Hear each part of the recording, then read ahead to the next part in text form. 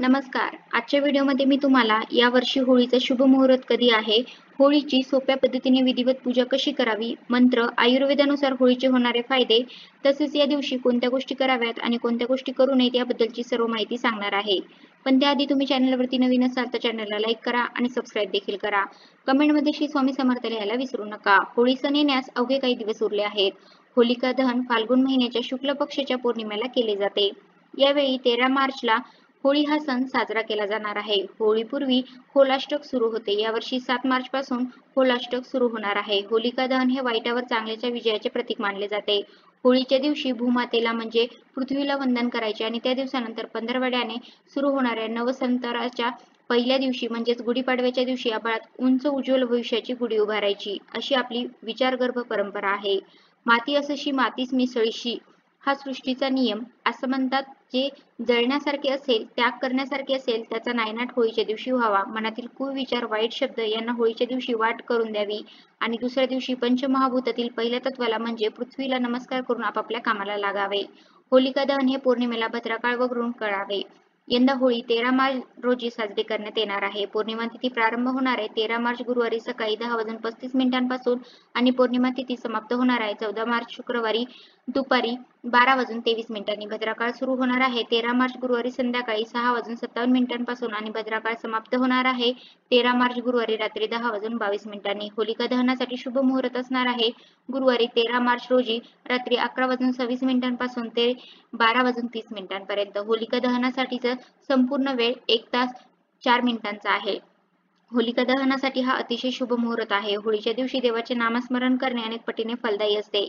या दिवशी जप, ध्यान, नामस्मरण करून सुखसमृद्धी बळकट करावी. होळीच्या आदल्या दिवसापासूनच होळी दहनासाठी लाकडे, झाडाच्या फांद्या जमविल्या जातात. काही ठिकाणी ही लाकडे चोरूनही आणली जातात. त्यावर रंगबिरंगी कपड्यांचे तुकडे बांधले जातात. सर्वजण झाडाच्या फांदीला कापडाचा एक तुकडा बांधतात. ती फांदी कपड्यांच्या तुकड्याने पूर्णपणे झाकली जाते.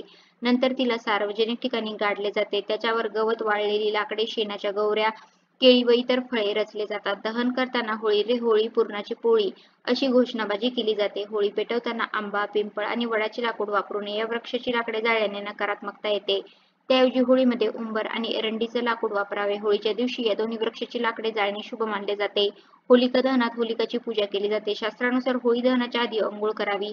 सर्वप्रथम गणेशजींचे स्मरण करून ज्या ठिकाणी पूजा करायची आहे त्या ठिकाणी पाणी शिंपडून जागा स्वच्छ करून ते स्थान शुद्ध करावे. ज्या ठिकाणी होलिका ठेवली जाते ती जागा शेणाने सारवली जाते. मधोमध एक लाकडी खांब लावून त्याच्या भोवती गायीच्या शेणाने बनवलेल्या शेणी रचल्या जातात. तसेच दहनापूर्वी 4 शेणी सुरक्षित ठेवल्या जातात. एक पूर्वजांच्या नावाने, दुसरी श्री हनुमानाच्या नावाने, तिसरी शीतळा मातेच्या नावाने आणि चौथी कुटुंबाच्या नावाने. त्यानंतर होळीच्या पूजास्थळाच्या ठिकाणी पूर्व उत्तर दिशेला तोंड करून बसावे. त्यानंतर पूजेमध्ये गायीच्या गोबराचा वापर करून होलिका आणि प्रल्हादाच्या मूर्ती बनवाव्या. होलिके चारही बाजूने 3 किंवा 7 फेर धरून कच्च्या धाग्याने बांधण्यात येते. शुद्ध पाणी व अन्य पूजा साहित्य एक एक करून होलिकेस समर्पित करण्यात येते. पूजेनंतर पाण्याने अर्घ्य देण्यात येते. 1 कलश पाणी, अक्षता, गंध, पुष्प, गूळ, साबुदाणा, हळद, मूग, बताशे, गुलाल, नारळ, पुरणपोळी इत्यादींची आहुती देण्यात येते. नवीन धान्याचा अंश जसे गहू, चणे इत्यादींच्या लोंबी यांची आहुती देण्यात येते. त्यानंतर दोन्ही हात जोडून उभे राहून मनातील मनोकामना पूर्ण होण्यासाठी प्रार्थना करावी. नरसिंहाची पूजा करत होळीची परिक्रमा करावी. प्रदक्षिणा या 4, 7 किंवा 11 वेळा माराव्या. प्रदक्षिणा मारताना तांब्याचा कलश पाणी भरून घ्यावा. त्या अगोदर काळे तीळ, मोहरी व मीठ आपल्या डोक्यावरून फिरवून अग्नीमध्ये टाकावे. मग होळीला प्रदक्षिणा घालताना तांब्यामधील पाणी हळूहळू सोडावे. पाणी सोडताना ओम नमो भगवते वासुदेवाय नमः या मंत्राचा अवश्य जप करावा. तसेच परिक्रमा करताना घरातील सर्व व्यक्तींचे कल्याण हो आणि शांतता समाधान कायम राहो ही प्रार्थना करावी.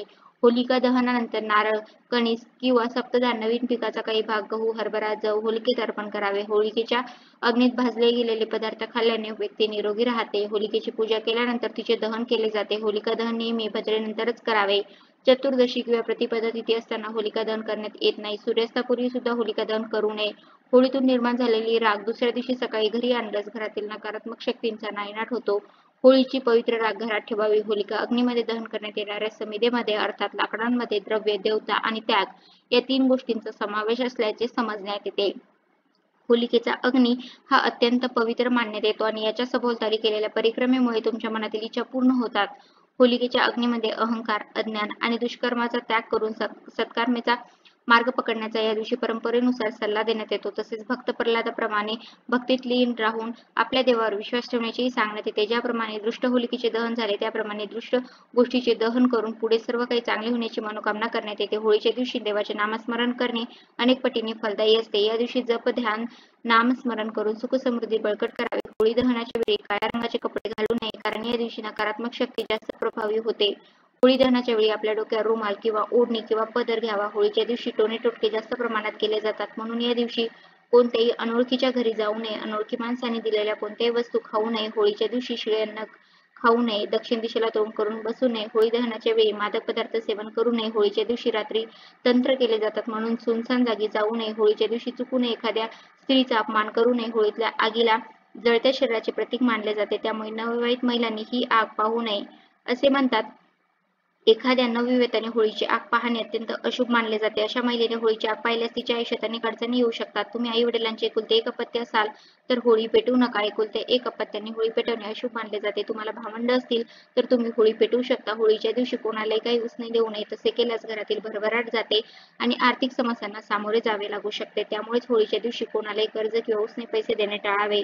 होलिकेची पूजा केल्याने प्रत्येकाच्या घरात समृद्धी येते, चांगले ते रुजावे आणि वाईटाचा नाश व्हावा या उद्देशाने होलिका दहन केले जाते. तर अशा प्रकारे आजच्या व्हिडिओमध्ये मी तुम्हाला यावर्षी होळीचा शुभ मुहूर्त कधी आहे, होळीची सोप्या पद्धतीने विधिवत पूजा कशी करावी, मंत्र आयुर्वेदानुसार होळीचे होणारे फायदे, तसेच या दिवशी कोणत्या गोष्टी कराव्यात आणि कोणत्या गोष्टी करू नयेत याबद्दलची संपूर्ण माहिती सांगण्याचा प्रयत्न केला आहे. कसा वाटला तुम्हाला माझा आजचा व्हिडिओ कमेंट करून नक्की सांगा. धन्यवाद.